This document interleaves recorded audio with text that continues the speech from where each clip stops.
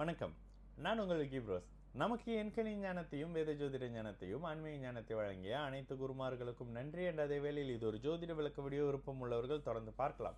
நமது Vicky bros astrology YouTube, Facebook, TikTok மற்றும் இன்ஸ்டாகிராமை ஃபாலோ பண்ணியிருக்கக்கூடிய அனைத்து தோழிகளுக்கும் நமது நன்றிகள்.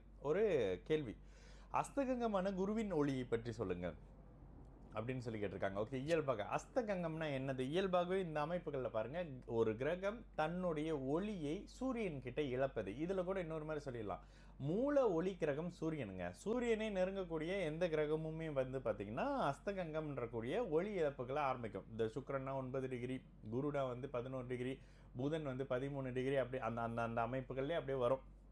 சரி, இந்த இடத்துல சனி 15, செவ்வாய் 17 அமைப்புகள்ல இந்த அஸ்தகங்க அமைப்பு. அப்போ அஸ்தகங்கம் அப்படின்னு சொல்வது ஒரு கிரகம் தன்னுடைய எந்த கிரகமும் சூரியனை நெருங்கும் போது ஒளி இழக்கும். ராகு கேதுக்களோடு சேரும்போது சூரியன் ஒளி இழப்பார். இது மட்டும் தெளிவாக புரிஞ்சுங்க. அப்போ சந்திரன் சேர்ந்தாருன்னா அமாவாசை ஆயிடுவாரு, சூரியன் சேர்ந்தார், இவர் சுக்கிரன் சேர்ந்தாருன்னா அஸ்தகங்கம் ஆயிடுவாரு, ராகு சேர்ந்தாருன்னா கிரகணம் ஆயிடுவாரு. அப்போ இந்த அமைப்புகளில் ஒளி இழக்கக்கூடிய நிலை வந்துடும். அந்த கிரகத்தினுடைய தன்மையை சூரியன் தன்னுடைய தசையில செய்வாரு. ஒரு உதாரணத்துக்கு, சுக்கர தசை 20 வருஷம் சுக்கர தசை சூரியனோட போய் அஸ்தகங்கம் ஆயிட்டாரு ஒரே டிகிரியில அப்படின்னாக்கா, சுக்கர தசை 20 வருஷமும் பெருசான செயல்பாடுகளை கொடுக்காம சூரிய தசை தான் அட்டகாசமான பலன்களை கொடுக்கும். அப்போ சுக்கிரன் கிட்ட இருந்து எடுக்கக்கூடிய தன்மைகளை சூரியன் கொடுப்பாரு. இதுலயும் ஓகே, நீங்க குருவை பத்தி கேட்டீங்க. குருவினுடைய தன்மையில கிட்டத்தட்ட ஒரு 11 டிகிரியில் அஸ்தகங்கமாகக்கூடிய அந்த குரு என்ன பண்ணுவாரு அப்படின்னா, 9 டிகிரியில் இருக்கும்போது ஒரு தன்மையில் இருப்பார், 2 டிகிரியில் இருக்கும்போது ஒரு தன்மையில் இருப்பார். ஒருவேளை ஒரே டிகிரிங்க, சூரியனும் குருவும் ஒரே டிகிரியில் அஸ்தகங்கம் ஆயிட்டாங்க, அந்த குருவுக்கு பார்வை அமைப்பு இருக்கா? கொஞ்சமான பார்வை அமைப்பு இருக்குங்க, இருக்கு. ஓகேங்களா? அப்போ லேசான பார்வை அமைப்பு இருக்குன்னே வரும். ஆனால் என்ன, சூரியன் அதிக சுபத்துவம் ஆவார். இந்த மாதிரியான அமைப்புகளில் 5ஆம் பாவகமும் பாவகாதிபதியும் பலம் இழந்தால் குழந்தைக்கு பிரச்சனை வந்துடும். ஏன்னா நீங்கள் குருன்னு கேட்டிங்களா, குருவினுடைய காரக அமைப்புகளில் சொல்கிறப்ப குருவின் காரகம் என்ன? குழந்தை, உயிர் காரகம். இதில் கூட உயிர் காரகம் தான் பாதிக்கும், ஜட காரகம் பாதிக்காது, பணம் பாதிக்காது.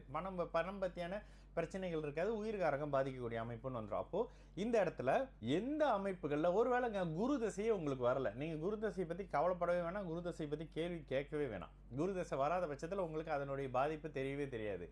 எந்த கிரகம் அஸ்தகங்கம் ஆயிருக்கோ அந்த கிரகத்தினுடைய தசை வரல அப்படின்னா நீங்கள் பெருசாக கவலைப்பட வேணாம். புக்திகளில் அது செயல்படுமா? புக்திகளில் லைட்டாக அதனுடைய இம்பேக்ட் வந்து உங்களுக்கு தெரியும், நல்லதாவோ அல்லதாவோ. சரி, இதில் அஸ்தகங்க அமைப்புக்கு விதி விலக்கு என்ன? சந்திர அதியோகம். ஓகேங்களா? இதையும் பார்த்துங்க. அஸ்தகங்கம் ஆயிடுச்சுங்க ஒரு பிளானெட்டு, ஆனால் அன்னைக்கு பௌர்ணமிங்க, அதிகமாக வலுத்து செய்ய போகிறாங்க அந்த கிரகத்தினுடைய காரக அமைப்பு. குருவே தான் அஸ்தகங்கம் ஆயிட்டாரு ஒரே டிகிரியில், ஆனால் அன்னைக்கு பௌர்ணமின்னு வச்சுக்கோங்களேன். இந்த பௌர்ணமி இல்லை பௌர்ணமிக்கு முந்தைய நாள், அடுத்த நாள், இந்த குருவுக்கு 6, 7, 8ஆம் இடத்துல சந்திரன் இருக்காருன்னா குரு இந்த இடத்துல அதீத சுபத்துவ ஒளியை மறுபடியும் பெறாருன்னு வந்து குரு தசை முதல்ல டல் அடிச்சு பிற்பகுதியில் அந்த காரகத்தை கொடுத்தே ஆகணும்ன்ற நிலையில கொடுப்பாருங்க. இதுதான் அதனுடைய துல்லியமான ஒரு நிலை. அப்போ குரு தசைன்றது அஸ்தகங்கம் என்பது எந்த மாதிரியான அமைப்புகள் இருக்கு? ஒருவேளை அஸ்தகங்கம் ஆயிருக்கிறாரு, நிஷ்பலம் ஆயிருக்கிறாரு, சனி செவ்வாயினுடைய ராகுவினுடைய தொடர்புல வர்றாரு, குரு சுத்தமா டல் அடிச்சு போயிட்டாருன்னு அர்த்தம். இது அந்தந்த ஜாதகத்தினுடைய அமைப்புகள்ல பாருங்க. ஆனாலும் குருவுக்கு பார்வை இருக்குமா? அந்த இடத்துல பார்வை செயல்படாதுங்க. குரு கிரகணம் மாதிரியான அமைப்புகள் வந்துருச்சுனாலே அந்த இடத்துல பாதிப்பு வந்துருச்சுன்னு அர்த்தம். ராகு தான் பேலன்ஸை கொடுக்கணும், கேது தான் ஒரு மாதிரியான அமைப்புகள்ல கொடுக்கணும். சரிங்களா? நான் உங்கள் விக்கி ப்ரோஸ். நல்லது நடக்கும், எல்லோரும் நல்லா இருப்போம்.